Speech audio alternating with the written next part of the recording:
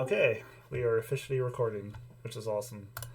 So, yeah, thank you guys so much again for participating in the weekly drill. I appreciate the messages on Discord as well. I was a bit sick there for a while, so I didn't get a chance to reply to anyone, but I definitely seen them. And I'll reply to you guys later today after I finish, or tonight after I finish this. Okay, so the first weekly drill we're going to go through is the candy one. I really, really like the submissions that you guys put in. I think everyone did such an awesome job. And it's like every time I review the weekly drills, they just seem to get better and better, which is really, really, really, really cool. And it's really, really awesome to see everyone participating and just, giving it their best, because it's the best way for you guys to learn as artists. It's the most important thing, and it also just means that um, you're getting that real time industry feedback, which is very, very important. And it helps to kind of keep motivation up and momentum.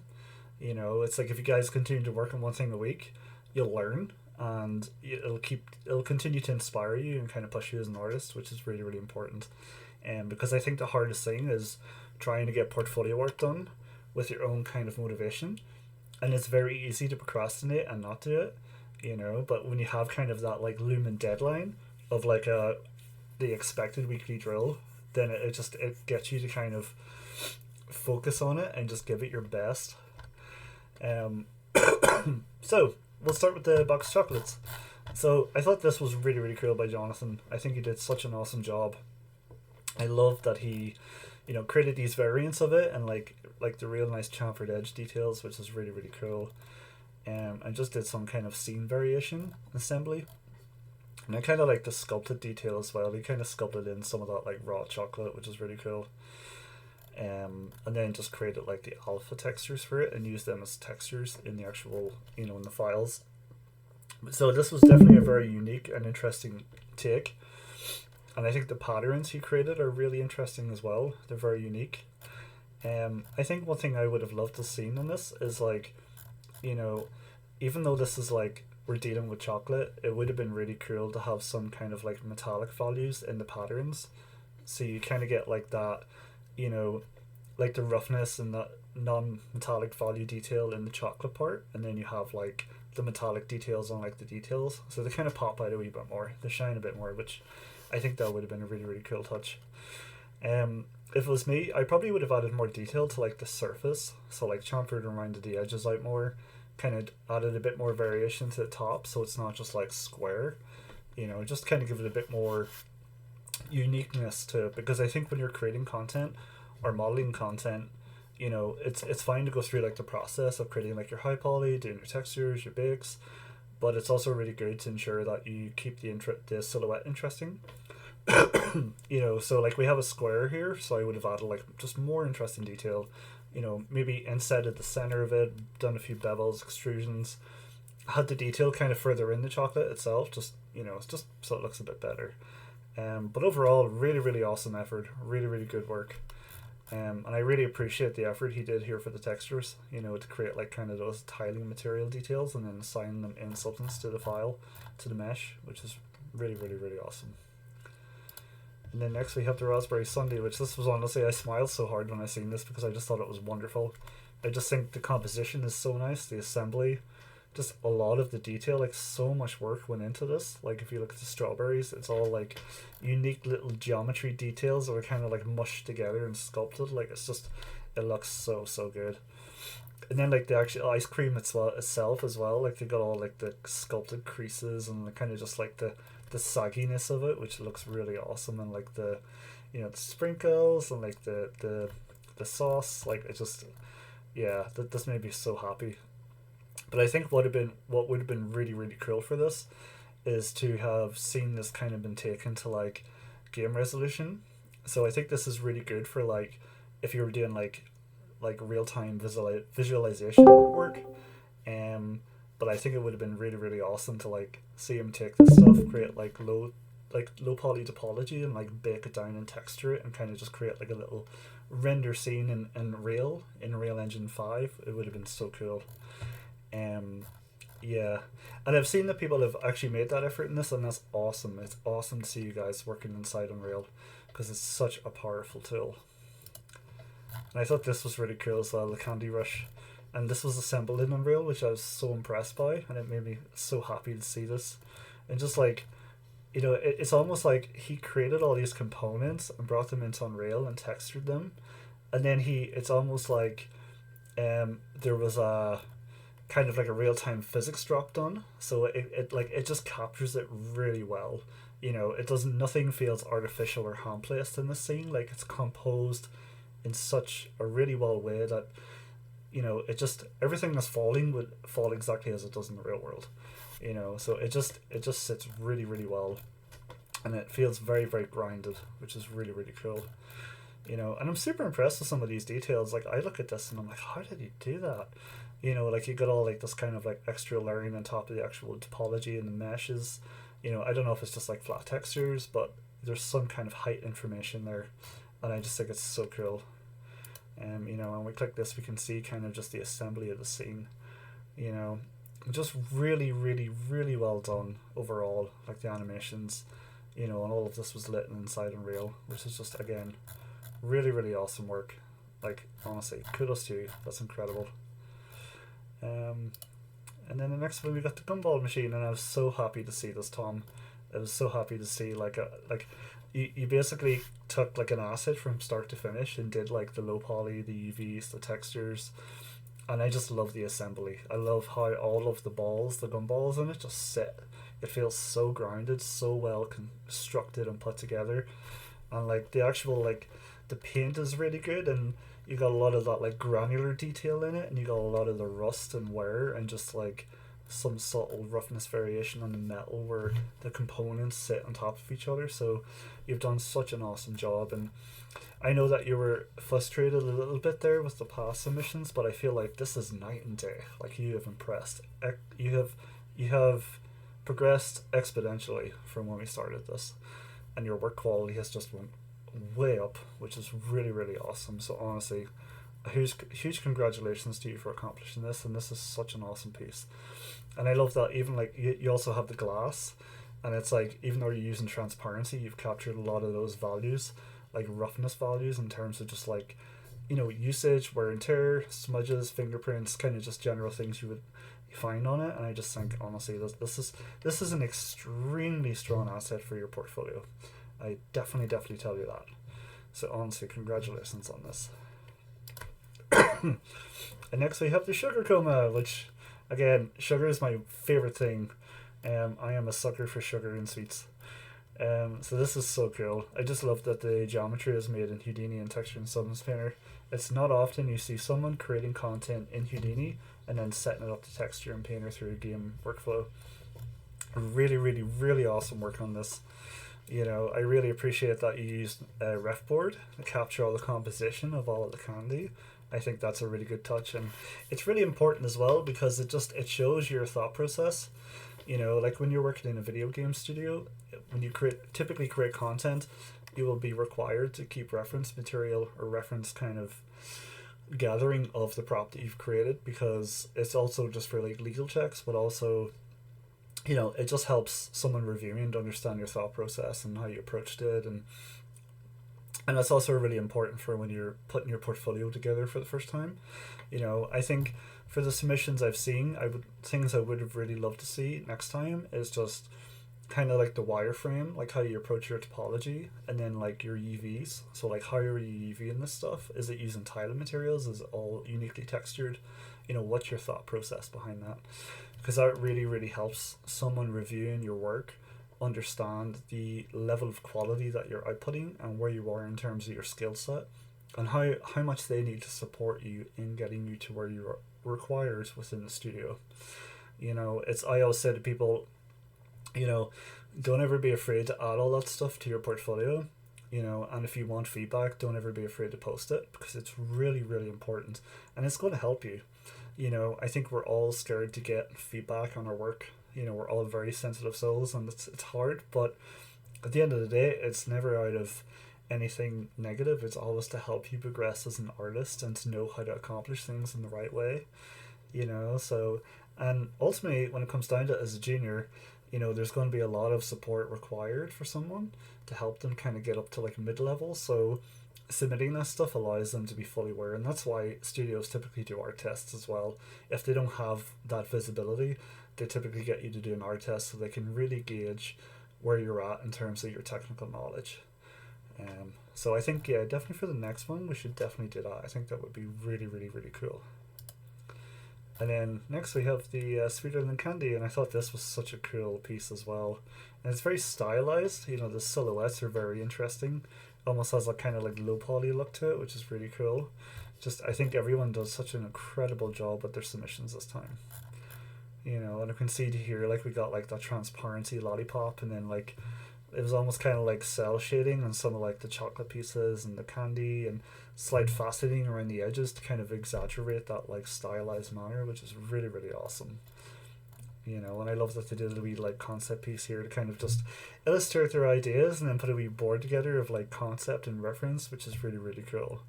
You know, I think a lot of this stuff is really, really important because it helps illustrate to people your thought process as an artist. You know, and inside Blender as well, just setting up a wee render scene and putting everything together. I would say just looking at this, you know, I'd be very mindful of the topology as well. You know, there's a lot of extra edge loops around the base part that if we were making this for a video game wouldn't be required. You know, it's, I always say to people, when you're creating 3D content, just ensure that you are adding edge loops where it matters. So if it affects the silhouette, add them. If it doesn't, get rid of them. You know, there's no need to spend those extra triangles when you don't need to. And one thing I love about this, it's very symmetrical. So if you look at the wireframe, you can see that this person probably just created the right side of it and like symmetrically flipped it over to the left. You know, and that's really a really, really smart way of working as well. It helps you get content done quickly. You know, if you're unwrapping this, like, you could do that basically. And that's basically what you would do in a real-time game environment if you were actually trying to create like a pumpkin that is like optimized for games to the best it can possibly be. You would essentially create the low poly, unwrap it, and then like symmetrically, you know, duplicate the mesh wherever you can. So like this pumpkin's a good example of that. So essentially your 0 to 1 space would just be like the right side, and then it would be flipped over. You know, sometimes in video game development as well, as a little tip, you don't always have to have UV scaled to the correct texel density for areas not visible to the player. You can always scale those down. So like inside of the eye and the mouth, camera's never going to get that close, so you can bring them down and it'll actually allow you to increase the UV space for everywhere else. It gives you the best resolution of the areas visible to the player. So I think that's a little note to keep in mind. But that's awesome. I really think that's so cool. And this one here was just amazing by Rita. Like the fact that everything was composed, modeled, and assembled in Unreal, it just sits very, very, very well. The composition is beautiful, color variation, model variation. You know, and the fact that like there's not a lot of components in the scene, but this person was able to create and compose a scene of that content, which, you know, a lot of that really comes back to video game development in terms of, you know, when we create environments, a lot of the prop content is not unique. You know, there would be like a set amount of props for a map or a world, and we just try to reuse as much as possible without it appearing too repetitive in its layout, and that helps to reduce memory costs and budget costs and draw calls. And Rita has done an exceptional job here in terms of, you know, she has a set amount of meshes and she's populating them in a way that makes sense, that allows her to construct a scene while also keeping it as performant as possible, which is really, really cool. And I think it's something so important to always keep in mind when you're creating content. And it helps you as an artist as well. You know, if you were working on this, you know, a scene like this at the start seems quite daunting because you're just like, oh my god, there's so many meshes, I have to create so many meshes, lay them all out, assemble them. But I always say, start small, see how far you get, and then grow your content if you need to. So like create 4 meshes and just set dress with it. If it feels a bit empty, add another mesh, see how far you get with that, and then so forth and so forth. You know, it's always the best way to do it because it just helps you keep organized and fully aware of the content you're creating. And a lot of that honestly echoes in the video games industry as well when you create environment art and prop art. you know. And I think it's so good as well that when Rita was using this in Unreal, that she placed the mannequin and she used that for scale and size reference, and then created the content around it, you know. And you can see that it all just grinds very well together. It comes together very, very well, and the player height just matches and works extremely well with the scale of all the objects around them.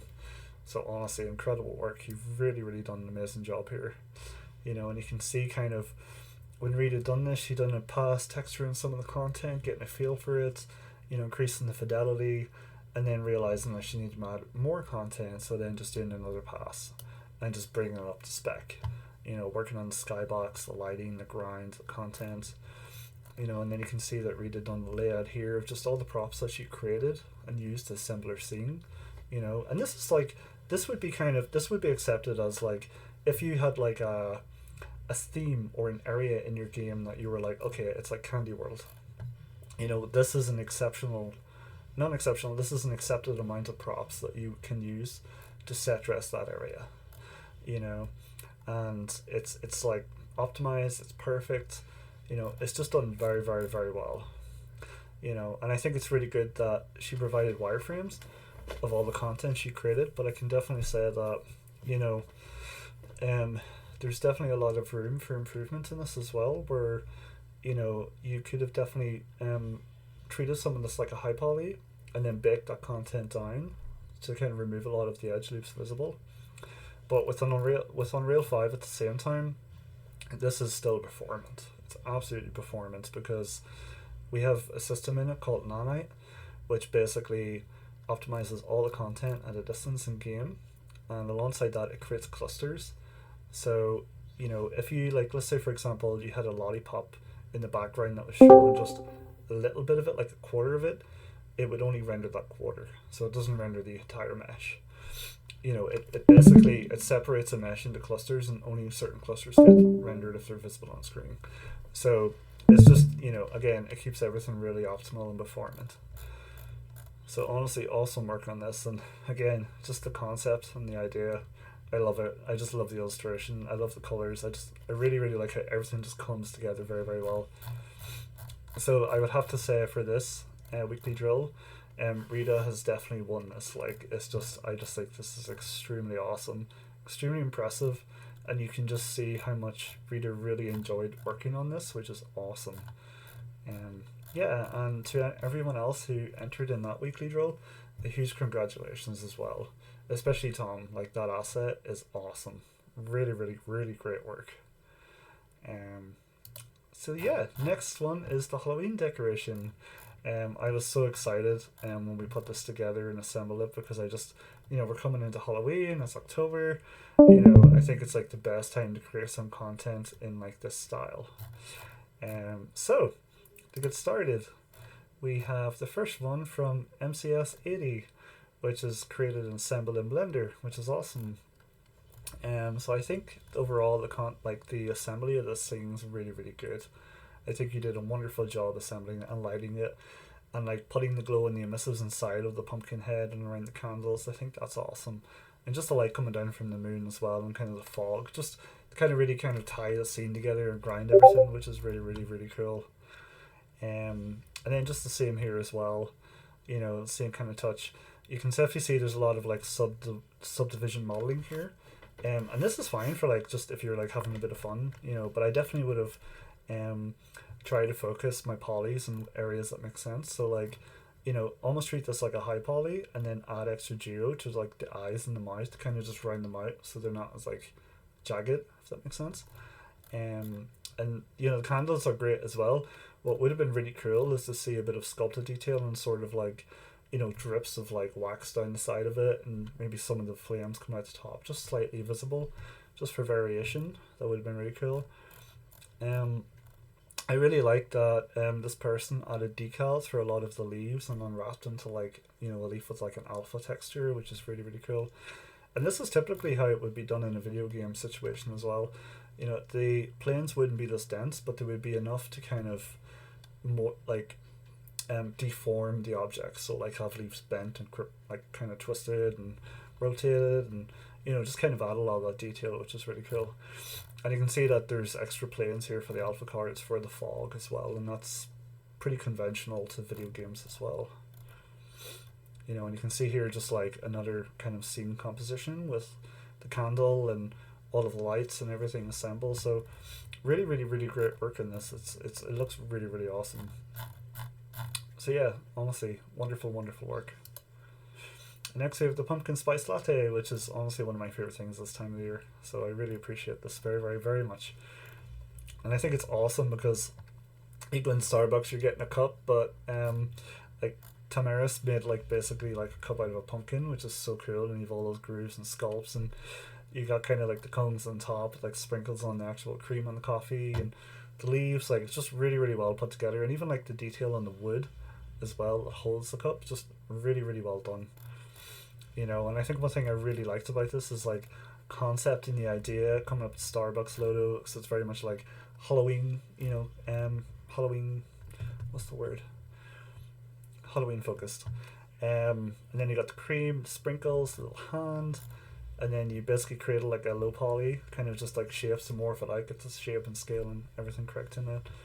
And then you took it in ZBrush and did a pass and added all sculpts and just all that detail, which looks awesome. And I really, really love all the detail you did for like around the wood log part. It's really, really cool. Yeah, honestly, wonderful, wonderful work. I definitely would have if I was taking this, I definitely would have added more kind of geometry to like the part that you hold on the cup, because it just feels kind of fascinating at the moment.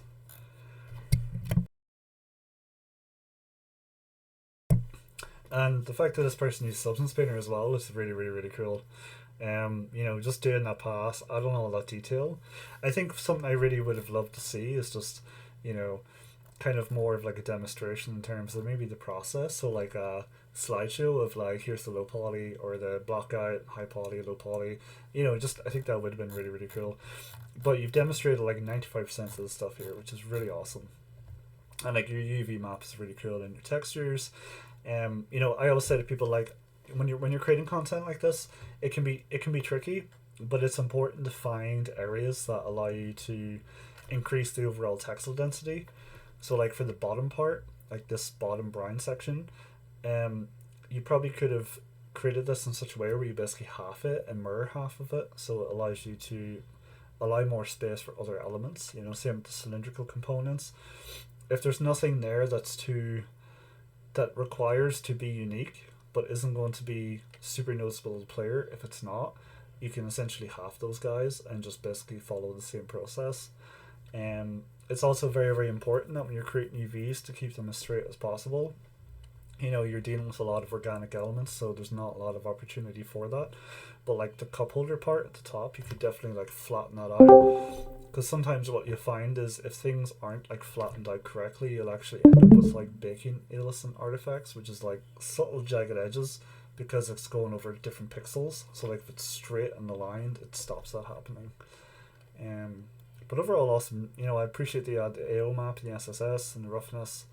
You know, I guess because you're not really dealing with metallic components except the handle, you probably don't need any extra elements in terms of just like metalness values, but it would have been really good to have that here as well, to kind of see what you made metallic, what you didn't.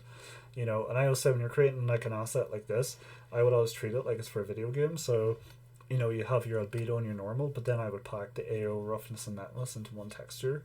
You know, you could probably put the SSS in the alpha of your albedo, and it just reduces the amount of textures and memory, you know. And you can basically, like, if this was going into Unreal Engine, you can basically you know, select those in like nodes. You can put like R into the roughness, G into the metalness, and B into the AO, for example. You know, it's a 2K texture set, which is really, really good, and I think 4,121 polygons is enough for this, but that works out about 8K twice.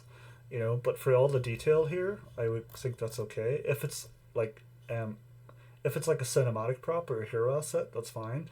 If it was like a prop for environment set dressing, I'd probably try and half that. So I bring it down to about 4K twice. You know, just to try and keep it cheap as possible. You know, and the cup holder, the back, the inside part of it, if you haven't done that, I would just delete all those faces as well, because they're not visible. But yeah, I think overall it's really, really done well. You know, you can see the topology You know, I probably, for like these leaves, I probably would have created them with alpha cards, you know, instead of topology. You know, it's an issue of situation of like, if you've alpha cards, you end up with overdraw, you know, but if you have topology, it kind of combats that issue. So it's trying to get that balance. But I always say going with alphas is a lot more important, and then trying to reduce the overdraw on those. You know, and you can see the world space normal tangents, which is awesome. It looks really, really, really, really nice. You know, you've got your roughness map and the AO map, which is so cool. And again here, the renders are done really, really well. The scene composition is done really, really well. And I think this is a very, very strong piece for your portfolio. So honestly, wonderful, wonderful work here. And next up, we got the Skelly coming out of the shell. And this is done by Devoid. Really, really nice work. I like the scene composition and the assembly. You know, Tombstone's really cool. Some of the moss and grime on it, and the grass. It's kind of very much, you know, assembled really, really nice. And like the skull and the hand. You know, and I think it's good that you modeled out the skull in Maya as well.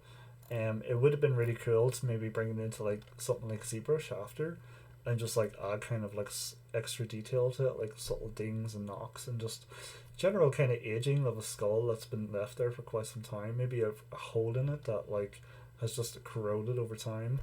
It would have been really cool. And same with the bones. The bones were done really, really well as well. You know, and I like that you have a shot of your UV map here as well on Substance Painter. You know, I think it's really awesome to see you guys going through this process and taking an asset, you know, from high poly to low poly bits, UVs, textures, and just kind of doing the whole process and flow, which is really, really, really great. You know, and I think, you know, there's definitely a lot of room for improvement in terms of your UV layout, but it's really an exceptional start. You know, and all that stuff will come in time. Like, you will get better over time. You will understand these things a lot better over time, and it's going to benefit you as an artist. But foundationally, this is a wonderful, wonderful start, and you're really, really going in the right direction here. And I think definitely keep going. Like, you're going to be great. And next we have Spooky Store Decorations by Freckle Cup, and I think I really, really like this one as well. I love the assembly of it. It like just screams autumn. I just think it's so nice, and just all of the leaves on the top, and just like the boo on the cloth and the pumpkin and the wee ghosts. Like, I can definitely tell that you guys really enjoyed working on this, and like you can see the amount of passion and time that's went into this. Like, it's honestly, it's just wonderful. I really, really, really appreciate it, and I appreciate you providing like a breakdown of your scene in Maya as well. You know, and just the reference as well. It's always really, really important. I think the only thing is, when you're creating a scene like this, just always try to be mindful in terms of your choice count. You know, like, it's kind of that situation of, even if it's a portfolio piece, you still have to try and approach it in terms of keeping it as optimal as possible. You know, so like the kind of the leaves on the top are very, very dense. So I would have like definitely reduced the cost of those, and again just used alpha cards, and then just added enough edge loops on the alpha card to just and kind of change and move it about. And you know, same with the pumpkin and just the tarp that's hanging with the cloth. You know, I know that you need it for the simulation, and I think that's really important, but there definitely is ways to go in and reduce that. You know, and then same with the pumpkin, and the scarecrow and like the wee bats. So I would definitely give this another pass and just try to bring the total trice count down. But I think overall, a really, really awesome work, you know, and I think it's assembled really well, it's lit really well, it just looks really, really, really great. And next we have the weekly drill, which is the Jack-o'-lantern by Tom. This is awesome, and I really, really appreciate you assembling this in Unreal, Tom. I really, really do. Like, this is really, really great work. And it's just put together really, really well with all of the rain, moving foliage and sound and composition and the lights. Just wonderful, absolutely wonderful. You know, and see that you used Quixel, a pumpkin from Quixel, to create the lantern in Blender using the Boolean, which is awesome. It's really good that you're doing that, and it's really good that you're getting the hang of the Boolean workflow, because it can be extremely beneficial for a lot of elements that you create. You know, a lot of things are not the easiest things to create using general sub-D workflow, so Boolean allows you to really quickly iterate and change and just, you know, get stuff done a lot quicker, which is really important. And yeah, it's awesome. Like, really, really, really good work. And I like that you provided a breakdown here of your scene as well, and just kind of your general thought process. Like you place the pumpkin and you kind of start small and grow it out, which is important. I always say it's important to break your scene composition up into primary, secondary, and tertiary details. Your primary details are the pumpkin, that's the narrative, that's the accent of your scene. And the secondary is kind of the setting, the set dressing, kind of the foliage, just the trees, kind of just that atmosphere. And then like the tertiary is just the finer elements like the rain, the fog, just kind of, and like when you approach stuff like that, it just really, really helps you kind of digest your scene a lot better and understand kind of the assembly and how to compose it. Because again, when you're working on this stuff, it can be very overwhelming when you start. So it's always good to start small and go big, and then like use post process as well in the process of it. Yeah, really, really, really awesome work. And with lights and without lights, it's just, yeah, you can definitely see that you put a lot of time and effort into this, which is awesome. And it's a really, really good, really, really strong scene. I think what would have been awesome is like to see kind of just like a general breakdown of some of the props as well, like renders of like the pumpkin with the wireframe, the textures, the tombstone, even some of the foliage, like how you created that. Because I think the important thing with environment art as well is when you're creating a scene, it's all about the composition. It's not always about like per prop, sure, but it's also good to kind of see the artist's knowledge in terms of their skill set in creating that content. And based off the submission you made for the candy, you can definitely see that you really have started to get a real good grasp of that, which is awesome. So again, huge congratulations on that. Next up, we have the Halloween window, which again is such a wonderful, like I really smiled so hard when seeing this. I just love the assembly and the layout, the lighting, the candles, the fact all that sculpt detail has been added, all the foliage, the lighting. It's just put together extremely well. And I think it's awesome that this person in Unreal did a breakdown. So like the base color, specular, world normal is really important as well, because it shows the kind of, when you're creating your details and your bakes, like how that actually reads in the world. Translucency, scene depth. And I wonder, did this person put anything to do with nanite? No. Okay. So I think it's really good as well. It's one thing that's very important to check when you're creating a scene and assembling props in it. It's just to ensure that everything is set up for nanite and it's enabled, and you'll see that once you put the overlay on it and it's creating clusters and stuff, it'll create that content for enabled nanite content. So when you're working in Unreal 5, it's just kind of a general, like, just ensure that you do that, just so even for your own machine, your scene's as optimal as possible. And again, just the layout and assembly here as well is really, really great. And just the concept and reference used to kind of create that content. So this one was a very, very, very hard one for me, because I went between Tom's and Alcafori's back and forth, and it was very, very hard for me to decide who was the winner here. But I did ultimately end up going with Tom's, because I just find Tom's assembly very, very good. I thought everything was composed very well. It wasn't based off any set reference. It was very much like inspiration gathering and using it to kind of create a scene and content and laying that out. And I think that's really good. It shows your creativity and talent as an artist to assemble and create something that's very unique and hasn't been just kind of taken one-to-one with an existing scene. So definitely, honestly, huge congratulations to you, Thomas, for getting the achievement of this weekly drill. I think that's awesome. And again, your candy submission was excellent as well. And I think, between this and that, you're really on the right track to being a really great artist. And to everyone who has submitted in these 2 weekly drills, you guys are incredible. Like, from me kicking these off again with the rookies and seeing you guys go through that process and creating those scenes and that content and starting to get a grasp of Unreal and assembling your stuff, you guys are doing exceptionally well. And it's only going to get better. I'm so excited for the future weekly drills, because I know that you guys, your art is going to get so much better, and I'm going to see that growth in real time. And it's just really exciting for me, because I think creating game art is the best thing in the world, and it's the best job in the world. And I always say hard work is always rewarded.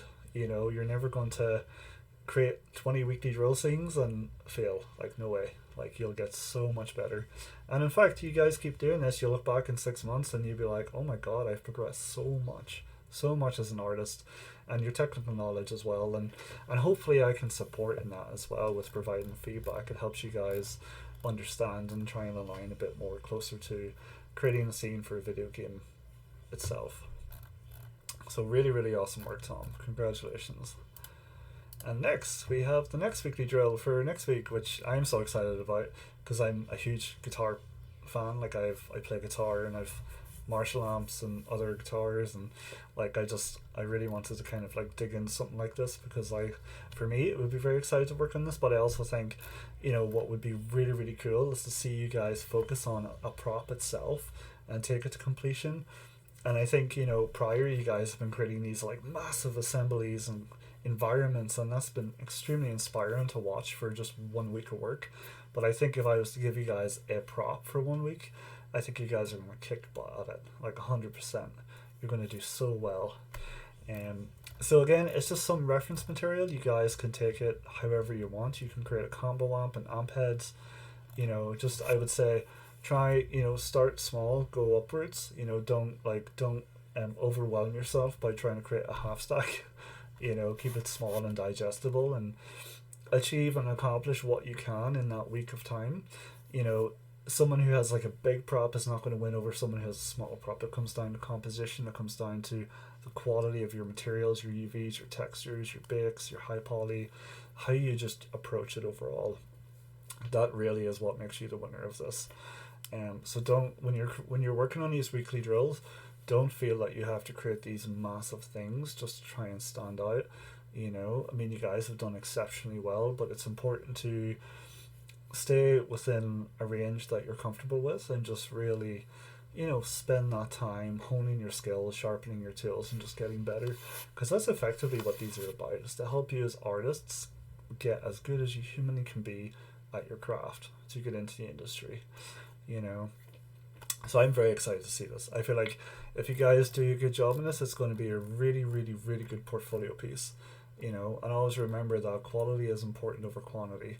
2 or 3 really awesome props in your portfolio will get you a job versus 10 that aren't that good. So yeah, and you know, the deadline is next Friday, November 3rd, 7 o'clock.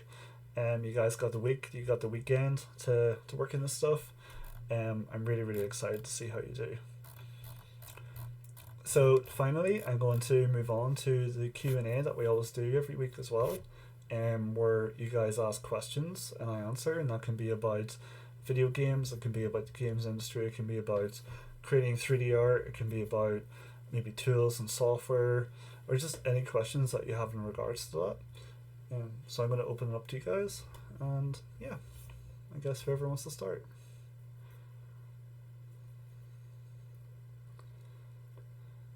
Anyone at all?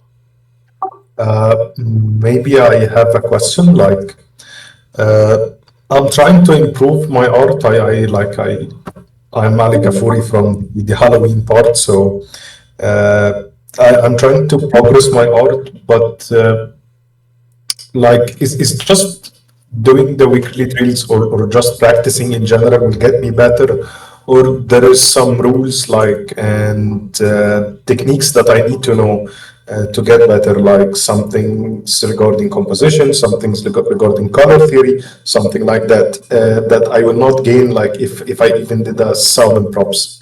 Uh, that's the Sure. question. Sure. So I think the question, and it's so when it comes to video games, there's no such thing as a generic artist. So nobody will ever be focused on multiple disciplines at once in the studio. It just doesn't happen.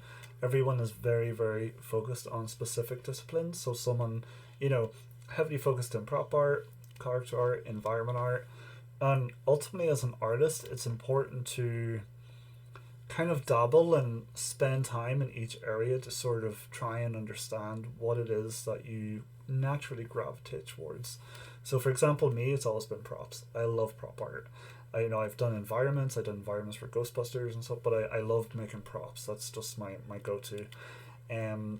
So I will provide information and support to you in terms of from a prop artist point of view.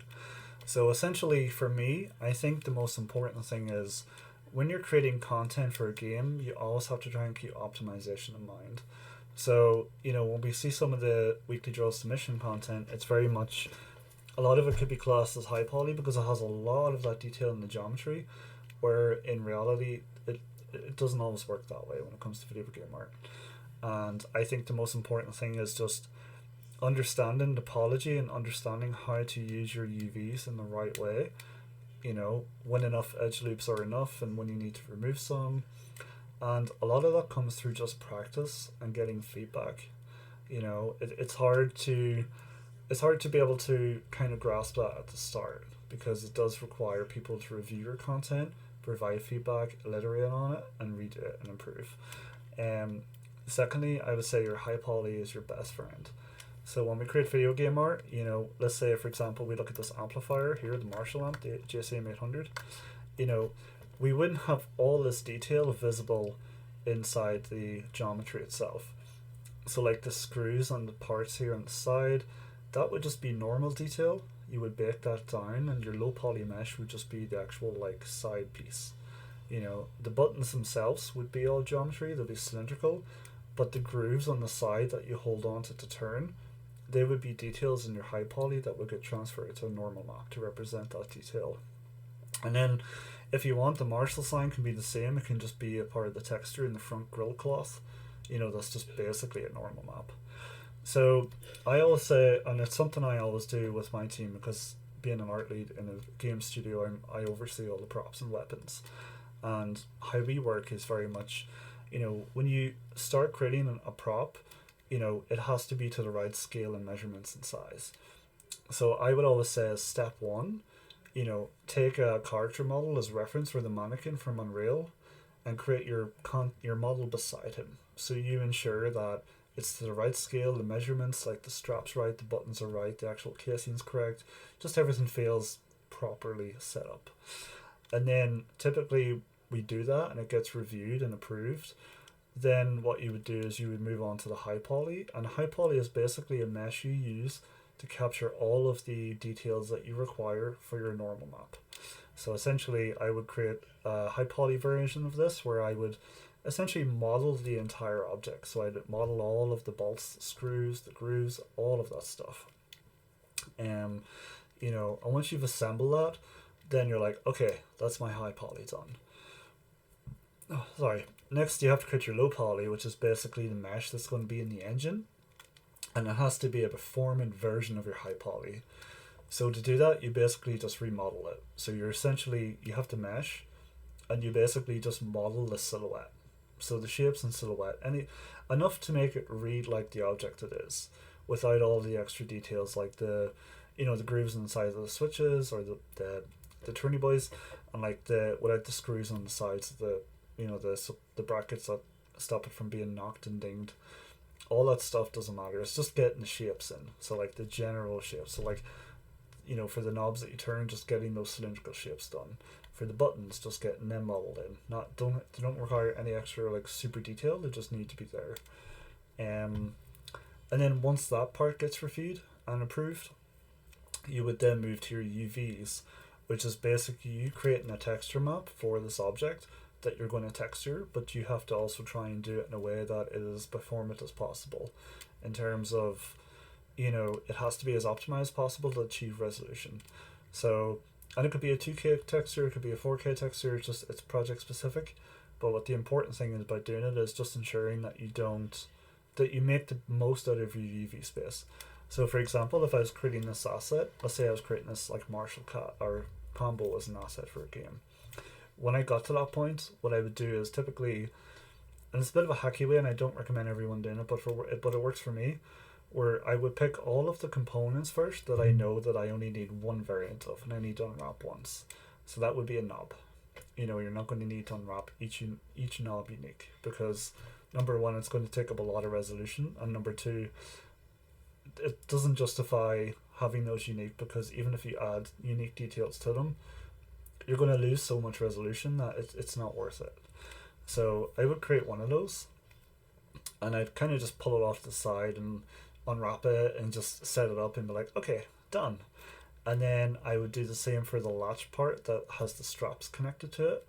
You only need one of those. So I would do the same with that. and then just any other components that you find. So, you know, let's say you're creating this asset and the Marshall is actually a sign and it's not part of the texture. You could theoretically, because it has two speakers, this middle section is very symmetrical. So it means you only have to unwrap one side of it.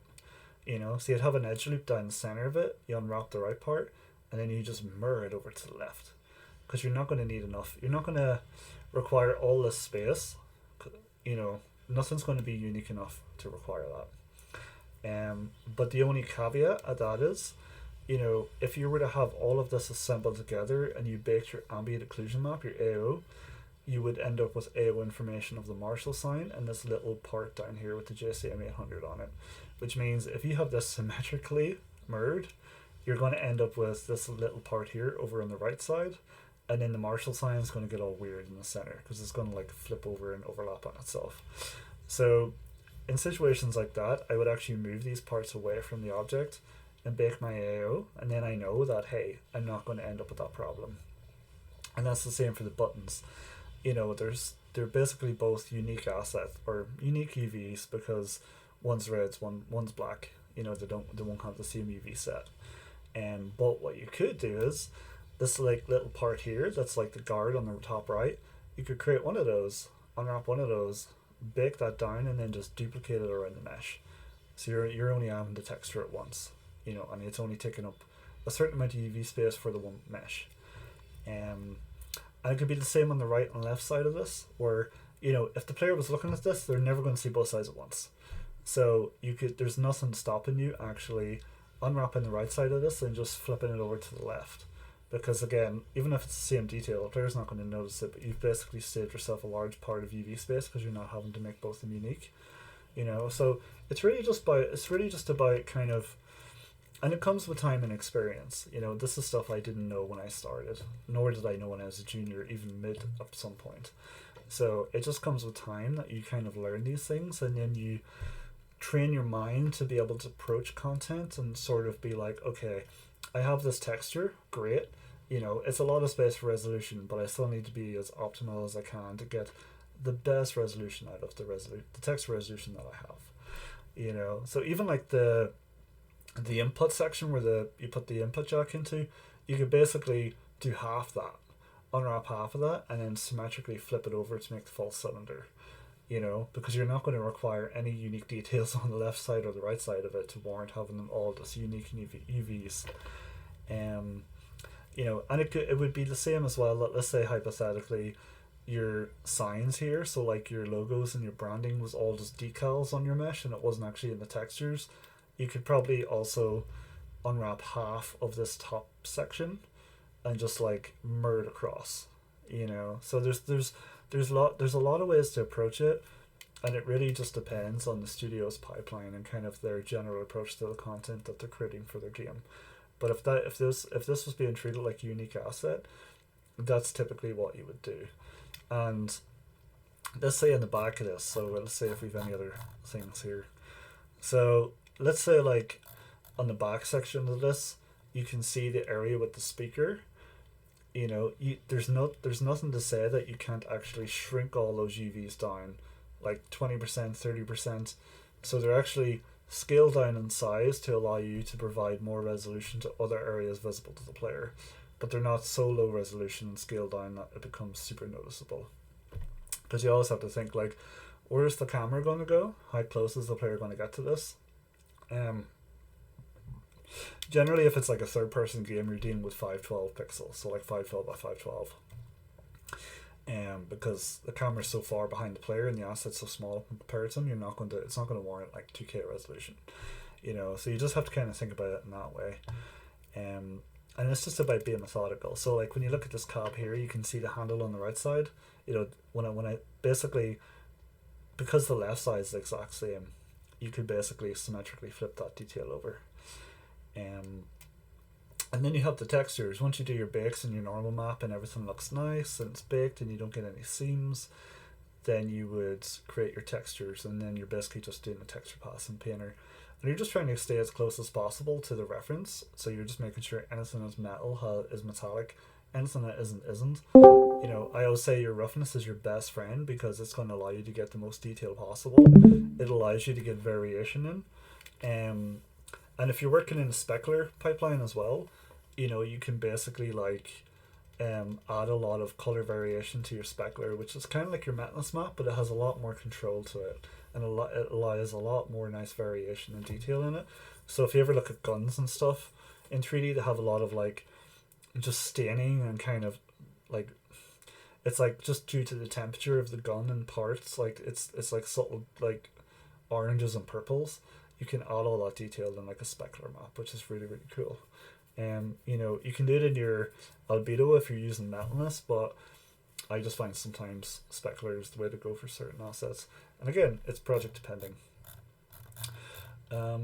Yeah, you know, it's just repeating that process and just, you know, spending time getting that feedback required to get the best out of the content that you're creating for your portfolio and just like the game that you could be working on. I would always say, you know, try and use Max as your go-to learning package. You know, you can use Blender, you can use Maya. There's no right or wrong software, but studios will typically have a package they stick to for internal tools. So if your studio is using Maya, it's because they probably have tools inside of Maya that you need to use before you export to engine or set up in the game itself. But there's nothing saying you can't create that content in Houdini. You know, it's just as long as you have a general knowledge of importing and exporting and saving files for each of your DCC software like Maya, Max, Blender, Modo, that's all that matters. You know, like myself, I can't model in Maya, but I can do everything else in Maya. I can't do anything in Blender, but I can get a prop in and get it saved in a file and submitted. You know, for me, I'm a Max guy. I do everything through DS Max. On Blender, it's important to know Blender as well. It just makes you better as an artist, but I definitely would never feel under pressure to try and learn all of the software because that's just not possible. It's possible with time, but not when you're trying to get into the industry.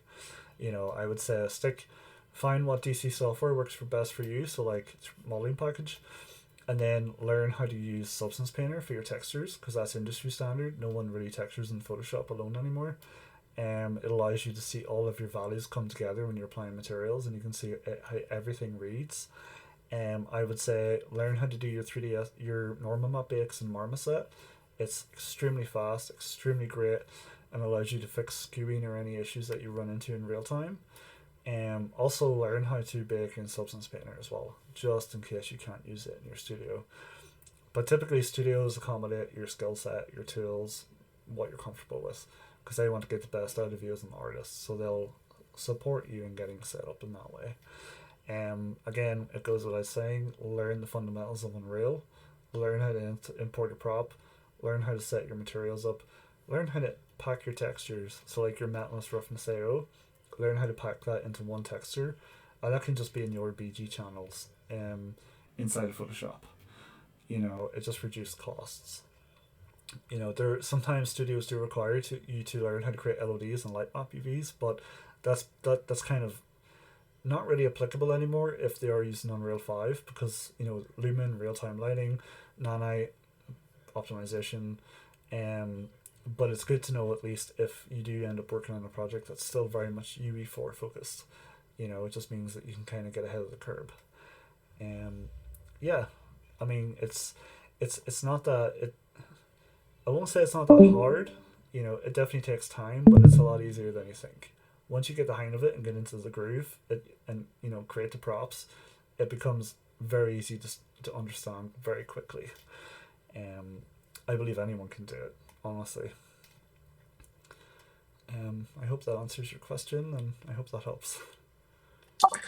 Yeah, I have a quick another one. What's the perfect submission to a portfolio looks like? Like, I need to provide UVs, I need to provide the maps, the texture maps, and the high and low poly. I believe that's all. What's Yeah. what's missing?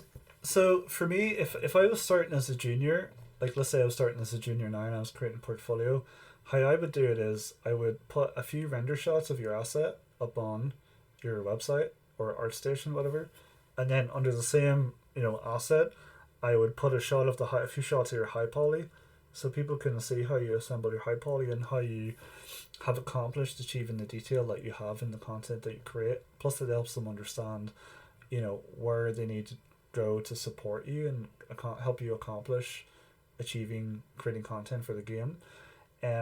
Next, I would do the low poly with a UV overlay, so they can just see how you manage your topology and how you just manage your wireframes and your edge loops and just kind of how you assemble it. I think that's really important, And then next, I would do the UVs.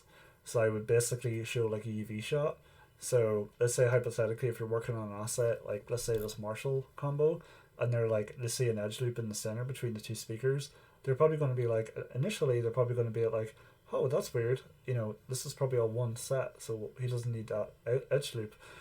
But then when they go and look at your UVs and they see that you've actually mirrored this over, so like you've only textured one speaker and it just gets symmetrically mirrored, then they're like, oh, that's why I added that. So it just helps them understand, and it really helps to kind of speak to them as an artist, and and it just helps them get a feel for where you are in terms of your skill set. And then after that, I would show a texture maps, and that shows them that you can do your albedo. It shows how you apply your roughness detail to kind of get some like subtle, unique variation in detail in your mesh. And then it just ensures that you are treating things in the right way with your metallic values. And that's all you need. If you want, you can include reference with it. I think every little helps in terms of them being able to illustrate and understand you as an artist. It's like, I kind of always say that the interview is a very important part of the process, and just being a really nice person to work with is very important, and being able to take that feedback. But I think it's equally important that you can kind of speak for yourself as an artist through just those breakdown shots. It really, really helps in the review process overall. I hope that helps. Anyone else have any questions? Tom added something in the chat. Oh, are there any guidelines as to when to use the high to low poly baking process, and when it would be okay to use alphas and textures for the height normal channels and Substance Painter? Or is it up to the artist and how they think it's easiest, fastest to accomplish? So this is an interesting one, Tom, because I've had situations like this in the past as well, where I'm reviewing artists' work, and for me, I'm very old school in my approach. I know a lot of people would create an asset and just like stamp all that information on it, and for me, it doesn't really give you the same fidelity if you were to actually create a high poly and bake all that down. It just looks very flat, if that makes sense. It doesn't have the same depth. Now, in saying that, with the tools you have in Substance Painter, you're getting very close to closing those gaps, because you can create nodes, and like you can create like a mask that allows you to like generate your AO and everything, even with stamp details. So I would always say, if it was me, it's a good way to work in a non-destructive manner, where if you are requested to make changes, or if you get feedback from your lead or senior who's like, hey, can we reduce the amount of bolts that we have in this asset, that you're not having to go back to your high poly, remove them, rebake, retexture, because there's a lot of work. So I would say it's okay as long as you keep your tertiary elements to stamped details. So like your screws, just smaller granular things, I think that's fine. I think there's a lot of details you cannot capture with stamp details, stamp alphas. Like elements in this combo, Marshall combo, that you could accomplish with that would be like the grain detail or the fabric detail on the cloth on the front, and like the grooves on the handles. You could probably kind of get that with alphas. You probably wouldn't have to bake that in your low poly, or from your high poly, sorry. But for like the general smoothness of edges, to help it aliasing, just general fidelity, a lot of it has to be done in your high poly, because that allows you to capture it, because then you get your AO information. I always say, when you're working on a video game, you always have to be mindful too. So your asset will be a certain size on screen, and the further you get from it, the smaller reduction or the smaller it gets on screen in pixels, which can cause aliasing. And that's why in games you have the anti-aliasing setting. It's engineering stepping in to support with to stop like that flickering and shimmering on screen. So effectively, a good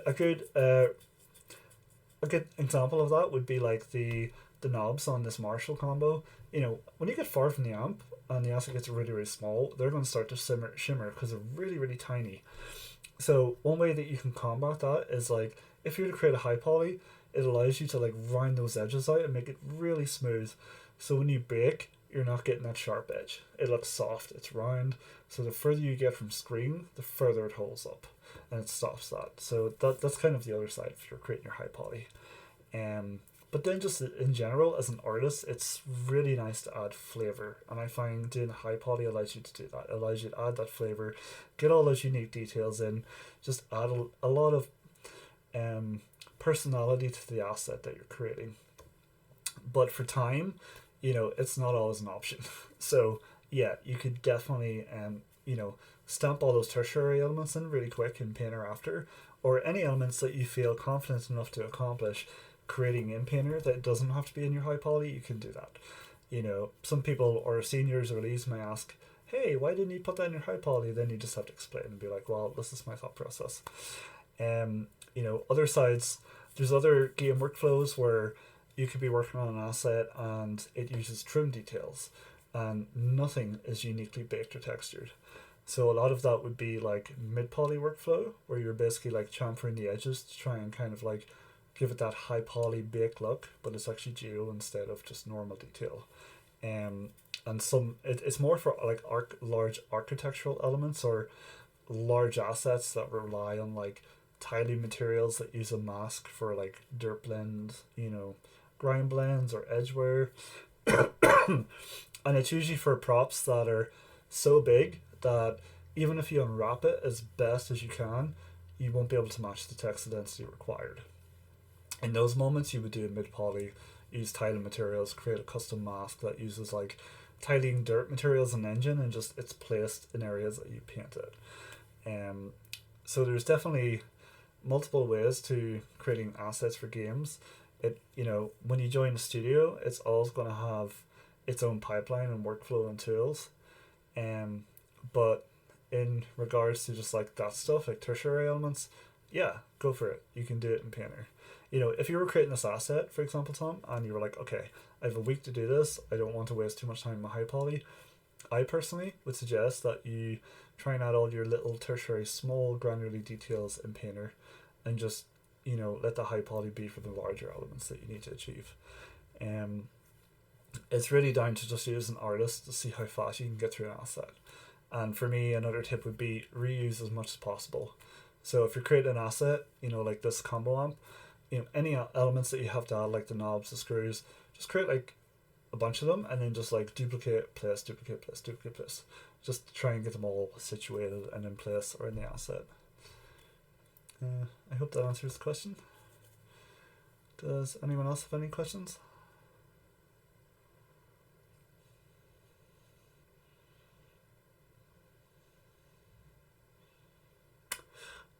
Okay. Oh, do you have one, Escalar? Yeah. One is there like I totally understood what you said about optimizing assets, but let's say I'm doing something for like a portfolio. Wouldn't it be like better to like go crazy, do an 8K texture, and basically add all details that I can and make it look at as best as possible? I believe, like from my perspective, optimizing it, as good as it goes, it just takes away from the beauty of a render in general. So I definitely think you're right there as well. I think it's important, and it's a hard one to achieve and to have the right answer on, because it's very, very important to show that you have experience optimizing content. But at the same time, as you say, you want your portfolio stuff to like sing really well and to look as good as it can be. I think the best answer to that would be, like let's say if we look at my portfolio. So if we look at my portfolio, and we look at this knife, you know, so when I was creating this knife, I treated it like a game resolution asset. So I treated it in very much like, I'm going to put this into a video game and it has to be compatible with that. So, you know, you would start with your high poly and you do all that stuff, you know, poly, UVs, textures. But when it comes to the actual like texture sizes and the geometry overall, I would say that, you know, it's still important to follow the same principles, because the reason those optimization principles are in place is to allow you to achieve the best fidelity you can out of the content that you're creating. You know, so it's optimization in the sense that it allows you to get the best resolution. It allows you to get the best of everything, you know, and you can put it into anything and it works. You know, you don't have to worry about stripping out edge loops and detail like that. You know, I think, you know, we're in 2023 now as well. We're using Unreal 5. So it's important to add enough geometry to support everything in your scene. So like cylindrical components have to be super round. They can't be faceting. You know, anything, it just, everything has to shape wise read and make sense and match the silhouette correctly. You know, if you're creating detail like this, so for example, the numbers on the top and the text on the bottom, then theoretically this top section, these two top parts are going to be their own UVs. You know, you can't mirror that detail. But then everything else to this handle can be mirrored because it's the same. You know, it's really just down to, it's kind of a balance between trying to create something as optimized as possible while also ensuring that it's, you know, it also has enough breathing space to make it as unique and detailed as possible. And that just comes with time and experience. And it's just knowing where to apply that detail, just in a way that makes sense, in a way that allows you to accomplish what it is you're trying to accomplish, while also, you know, not just doing like a high poly of this and then bringing in texture in it. That's fine, because it, you know, it's okay to go in and show your texture and detail and your experience and your skill set, but it's not optimal for a video game. You know, and it's kind of one of those things like where it'll raise questions and people will still be like, okay, but can he do this? Can he do that? You know, versus if you do it the other way, they can see all that. They appreciate it, they understand it. You know, like this is a good example, you know. So for me, when I was creating this, if I was to go back and redo this now, looking at this, I can see the top of the glove is faceting. It's not super round, it's like jagged. So if this was like a first person glove, it would be too low poly. But if this was third person, it would be okay, because you're not going to be close enough camera wise to actually see that. It'll hold up, you know. A lot of this was unique as well. Like there's no way you could really mirror a lot of this stuff because it's very organic. It's, you know, every part of it is different. There's nothing that repeats, you know, and it's just, it really is down to like a per asset basis. You know, when you're working on something hard surface, you can kind of accomplish that a lot more. You know, you can get away with it. So like you could unwrap and make one wheel and then just duplicate it around. You don't have to make everyone unique. And even like the little like curvy things inside the wheel, you can make one of those and duplicate around. You don't have to make everyone unique. Same with like this part here, like the balls on the left, you make one of those, you flip them over. Same with the top section, you don't have to have everything unique. So it really is on a per asset basis, but it's just learning how to kind of use that, you know, to kind of accomplish what it is you're trying to achieve. You know, and for this one here, like this, I put this in Unreal 5 for a magazine feature, and I revisited the asset. So I actually added a bit more geometry and I rounded out the top and actually sculpted and kind of added a lot of the grooves and stuff into the geometry itself versus just like, you know, it being like how it was previously. You know, like this is another good example here as well where, you know, there's a lot of details on this that repeat are the same across the board. So like you could make one light and then flip it over to the other side. One of these like electrical outlets, you know, duplicate it across. One of the pipes, duplicate across. One light, duplicate across. You know, so it really just kind of comes down to like what it is you're creating. I know that probably doesn't help because I know it probably still leaves a lot of questions in your mind in terms of, okay, well, how do you know what to do when you approach an asset? And that just comes with time. You know, it comes with experience, and it comes with just doing it enough times to just develop a language and understanding of what you need to do to accomplish it. And you know, and when I say when we're working on high poly, like for example, if we like there's the sculpt for that asset, you know, I would always say like, I'm trying to see if I can get it here. So when you're working on an asset, it's important, you know, when I say the soft edges, it's like this top part, you can see the edges are quite soft because they're all chamfered and round, and that's to stop that aliasing issue at a distance. You know, so when I create an asset, I always try to just whatever size and scale it is in the world, I try to compensate where I can with adding extra chamfers, just extra whatever I need to do to kind of avoid that issue arising. And this is a good one for that, you know, like the bevels around the holes on the oh my god, what's it called, a bomb, and then like I really like to add like the grooves between parts in the geometry, because when you bake your normal map and your AO map, it just sits really well. It works really really well.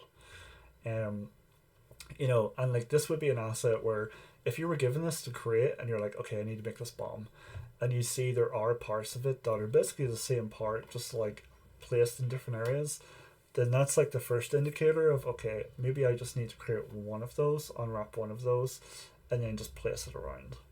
You know, so it really comes down to like what you're working on and kind of the asset that you're working on. That determines the approach. You know, if you're creating an organic element or an asset that has a lot of unique details, then it really becomes a question of, well, you either make everything unique, knowing that if you make every part of it a unique UV island, you're going to lose resolution, or do you compensate? Do you say, well, okay, that's an option, but this is the caveat of it, this is what we're going to face, you know, and then it becomes a question of, okay, well, do we reduce some of those details? Do we try to reuse where possible? And that allows you then to bring in kind of these steps where you just create one part, flip it over, unwrap it, move it, you know, whatever you can do to achieve keeping the art directors happy, making your asset look great, and making it look performant, you know. So it is a craft in itself, you know.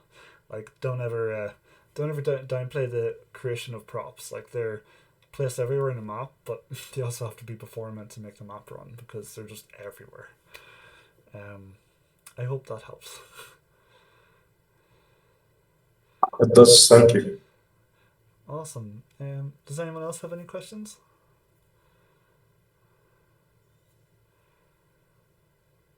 Okay, so I think what we can do is we can probably close it for today here. I really appreciate you guys attending and tuning in. It's been awesome looking at all the reviews and or the weekly drills and reviewing them all. Everyone's done exceptionally well, and a huge congratulations to everyone who participated, and a huge congratulations to those who won the both weekly drills. I will make a post on that weekly drill channel with the contenders that won. And yeah, I'm really excited to see how you guys do at the next weekly drill. And if you guys do have any questions at any point regarding anything, I'm only a message away on Discord. You know, again, I'm here to support you guys, and it's my way of giving back and helping others achieve a career in video game art and to create really awesome props and art for the games they work on. You know, during the week I am quite busy, but I will always do my best to try and respond as soon as possible.